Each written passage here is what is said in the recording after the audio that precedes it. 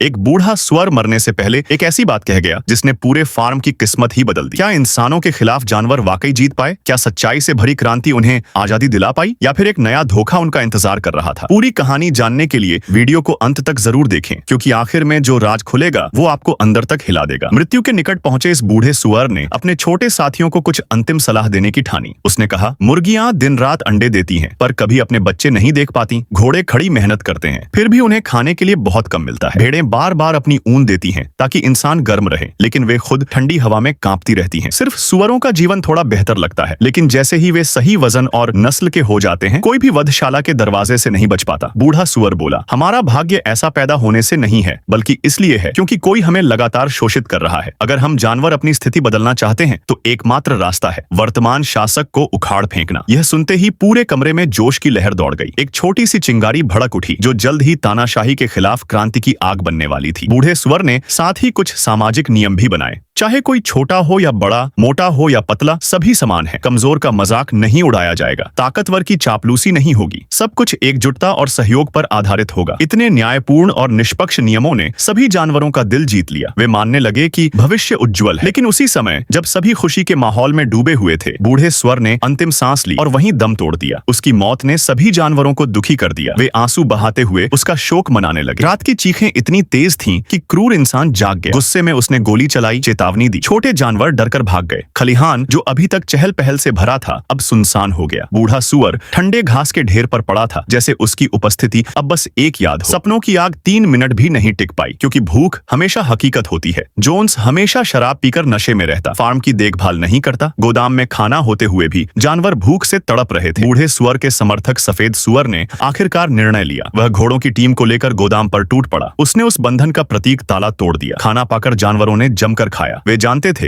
ये विद्रोह आगे के लिए ताकत बचाने जैसा है। वह जानवरों को केवल दया के लायक पालतू समझता था, लेकिन इस बार वह गलत था। बूढ़े स्वर की सोच ने सभी को प्रेरित कर दिया था। गायों की आंखों में दृढ़ता थी। घोड़े भी अब विरोध के लिए तैयार थे। यह देखकर सबसे शांत जानवरों की आंखों में भी खून उतर आया। जोन्स डर गया। उसकी पुरानी धमक अब बेअसर थी। जानवरों की अटूट एकजुटता ने पूरे खलिहान में आग लगा दी। जोन्स समझ नहीं पाया कि ये पहले डरे हुए जानवर इतने ताकतवर कैसे हो गए। वह घबराकर भाग खड़ा हुआ। जानवरों ने जीत का घमंड नहीं किया। उन्होंने बस अपने बंधनों की जंजीरों को इकट्ठा किया और आंगन में ढेर करके आग लगा दी। ये आग बूढ़े सुअर के सपने की पूर्ति थी। ये आग स्वतंत्रता का प्रतीक थी। जानवरों ने आजादी के जश्न में रात भर घास खाई, लेकिन अगली सुबह जोन्स शराब खाने से अपने साथियों के साथ फार्म पर हमला करने आया। सफेद सुअर ने समय रहते सबको सतर्क कर दिया। जानवरों ने छिपकर रणनीति बनाई। इस बार वे जानते थे, अगर एकजुट रहे तो जीत उनकी होगी। युद्ध शुरू हुआ। हंसों ने पहला हमला किया, पर इंसानों की ताकत के सामने वे टिक न पाए। तभी जैसे ही जोन्स ने दरवाजा खोला, सफेद सुअर सबसे पहले कूद पड़ा, लेकिन तुरंत घायल होकर गिर पड़ा। लड़ाई भयानक थी। कुछ जानवर इंसानों का साथ देने लगे, लेकिन सफेद सुअर की बहादुरी ने सभी को प्रेरित किया। उसने राजा को पकड़ो की रणनीति अपनाई और सीधे जोन्स पर टूट पड़ा। हालांकि इंसानों के हथियार सामने वह घायल हो गया, लेकिन घोड़े ने समय पर आकर उसकी जान बचाई। घोड़े का साहस देखकर सभी जानवरों में जोश भर गया। वे जान की परवाह किए बिना लड़ते रहे। आखिरकार इंसान हार गए। जोन्स भाग खड़ा हुआ। हालांकि जीत बड़ी थी, लेकिन युद्ध ने कीमत भी ली। वफादार काला कुत्ता जान गंवा बैठा। उसके बच्चे अब अनाथ हो गए। फिर सभी जानवर जोन्स के घर पहुंचे। वहां उन्होंने देखा दीवारों पर सजी सजावटें कितने जानवरों की जान लेकर बनाई गई थी। यह देखकर सभी का गुस्सा फूट पड़ा। उन्होंने सब कुछ तोड़ फोड़ डाला। हर चीज में उन्हें अपराध की गंध आती थी। सफेद सुअर ने घर को बंद कर दिया और कहा, नफरत केवल हमें बांटेगी। आओ इस जगह को भूल जाओ। लेकिन काला सुअर अलग सोच रखता था। वह नेता बनना चाहता था। उसने काले कुत्ते के बच्चों को छुपा लिया और अपने दुष्ट योजनाओं का बीज बो दिया। सफेद सुअर ने बूढ़े सुअर के नियमों को याद रखते हुए 5 आदेश लिखे। कोई जानवर बिस्तर पर नहीं सोएगा। कोई जानवर शराब नहीं पिएगा, न जुआ खेलेगा। 4 पैरों वाले जानवर अच्छे हैं, 2 पैरों वाले बुरे। मुर्गियों ने विरोध किया। तब काले सुअर के चापलूस ने कहा, पंख भी पैर हैं। इससे वे शांत हो गईं। सभी जानवर अपनी ताकत से फार्म के लिए काम करने लगे। वे शांतिपूर्वक रहने और एक साथ प्रगति करने लगे। सिर्फ एक शर्त थी, इन 5 नियमों का पालन। तभी पशु फार्म फल फूल सकता था। सफेद सुअर ने बूढ़े सुअर की 9 शब्दों की नीति मानकर भंडार भरने का आदेश दिया। फसल का मौसम था। सभी जानवरों ने मिलकर गेहूं काटा। बड़े जानवर दरांती से कटाई करते, भेड़ें ढेरों में गेहूं ढोती, और इस तरह आजाद जानवरों का नया युग शुरू हुआ। लेकिन कहानी यहीं खत्म नहीं होती।